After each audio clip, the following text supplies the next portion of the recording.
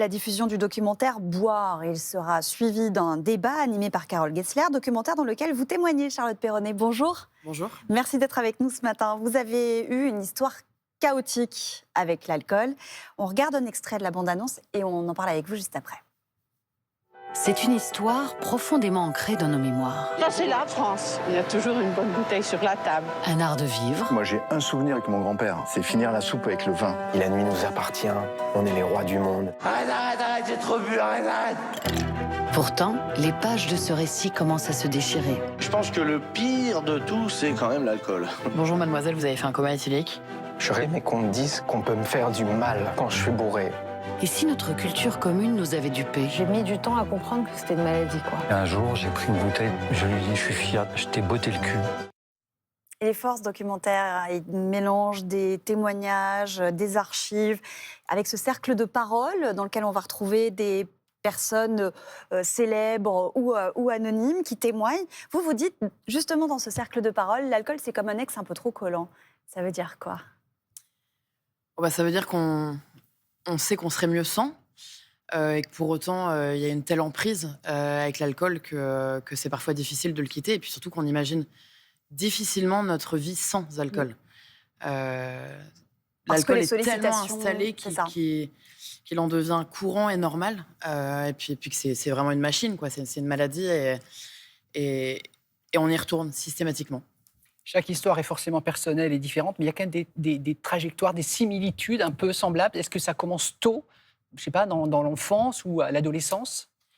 Je pense que c'est d'ailleurs la force de ce documentaire, c'est qu'au lieu finalement d'avoir des portraits empilés les uns à la suite des autres, là, Élise Lebevic nous a tous rassemblés dans un hangar pendant 48 heures, et le but c'était vraiment d'avoir ce cercle de parole. Et on s'est rendu compte que finalement, on avait tous des histoires très différentes, mais qu'on a vraiment un socle commun, une consommation qui a souvent commencé de la même manière, alors à des âges très différents. On a d'ailleurs tous des métiers, on a des vies très différentes, mais on se rend compte qu'il y a quand même beaucoup, beaucoup de points communs. Vous, par exemple, c'était à quel âge? Moi, mon premier verre, c'était à 13 ans. À 13 ans, en famille, ma famille ressemble à plein d'autres familles, et c'était vraiment pour ma culture générale un petit fond de sauterne. Un repas ça, de Noël. où c'est les événements, on trempe le doigt, un peu de champagne pour une fête de famille. Généralement, on n'aime pas. Et puis, on n'aime pas d'ailleurs souvent à cet âge-là, on n'aime pas trop. Mais il y a un côté transmission. On est assez fiers d'ailleurs de transmettre ce patrimoine. Vous avez connu les comas éthyliques, une chute de 2 étages dans les escaliers, l'impuissance de votre compagne. Vous expliquez, et vous l'expliquez aussi dans votre livre qui s'appelle « Et toi, pourquoi tu bois ?» aux éditions de Noël, que c'est une construction, que l'alcoolisme a été une construction. Qu'est-ce que vous voulez dire par là? Moi, c'est ce que j'appelle une picole multifactorielle. C'est-à-dire que tout a joué un rôle, que ce soit les personnes rencontrées, mes différents métiers. Moi, j'ai été journaliste, j'ai été restauratrice, et je pense que tout a joué un rôle, vraiment. J'ai eu plein de bonnes raisons de boire. C'est-à-dire qu'on boit parce qu'on est timide pour se dépasser, on boit pour faire la fête, on boit parce que c'est dans notre métier, qu'à un moment, ça fait bien de boire. C'est ça, c'est toutes ces raisons-là. On se rend compte que tout est occasion à boire. On célèbre des bons événements avec l'alcool, on enterre des gens avec l'alcool. Tout est occasion à boire en France. Et c'est vrai que, heureusement, il existe des bonnes raisons de boire. Quelques-unes, et je pense que la première, c'est peut-être le goût. Et il y a malheureusement des raisons beaucoup moins bonnes de boire, et moi, j'en ai eu beaucoup de moins bonnes.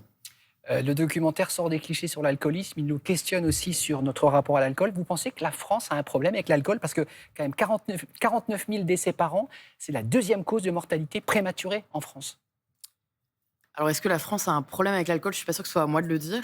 Moi, c'est sûr que j'ai un problème avec l'alcool. Ça, c'est absolument certain. Moi, je ne connais pas la modération. C'est le cas de toutes les personnes dans ce documentaire. C'est-à-dire que quand vous commencez... aujourd'hui? Oui. Alors, aujourd'hui, oui, je considère que j'ai encore un problème avec l'alcool. J'ai fait le choix de la sobriété. Mais c'est vrai qu'aujourd'hui, moi, si je bois un verre, c'est l'escalade. En fait, c'est pas le premier verre qui m'intéresse. Ça va être le 12e ou la 3e bouteille. Est-ce qu'on a un problème avec l'alcool? Je pense que oui, parce qu'en fait, il y a quand même un tabou, quoi qu'on en dise, le tabou reste là. On a beaucoup de mal à concilier convenablement la santé publique et le patrimoine. Moi, j'ai embrassé le patrimoine et je continue à l'adorer. Et d'ailleurs, je ne suis pas du tout hygiéniste. Et je Mais ça pense vous que met pas en d'ailleurs, colère quand vous revoyez ces images, les enfants à la cantine qui buvaient, justement le côté tradition qu'on a tous entretenu ou qu'on a dans notre imaginaire Je pense que ce qui est important, ce serait... ça me met un peu en colère, c'est sûr.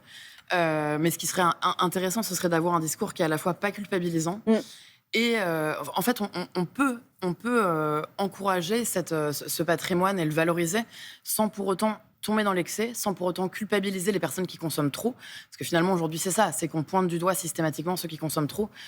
On leur dit qu'il suffit qu'ils arrêtent de boire.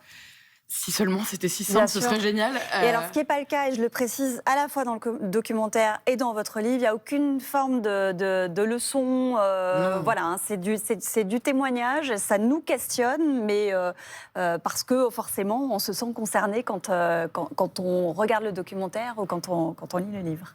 Et puis, je pense que c'est vraiment un message d'espoir qui s'adresse aussi bien aux personnes qui ont des soucis avec l'alcool, mais aussi bien aux proches. Et parce que c'est vrai qu'on oublie beaucoup les proches quand même quand on consomme. Et je pense que ce documentaire, heureusement d'ailleurs, il y a plus de proches que de malades alcooliques.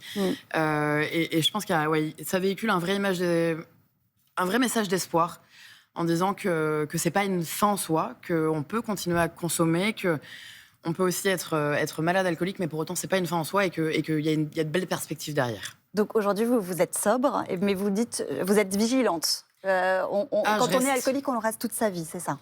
En tout cas, moi, je suis malade alcoolique, je le serai très certainement toute ma vie. J'ai fait le choix aujourd'hui de la sobriété et c'est clairement pour le mieux.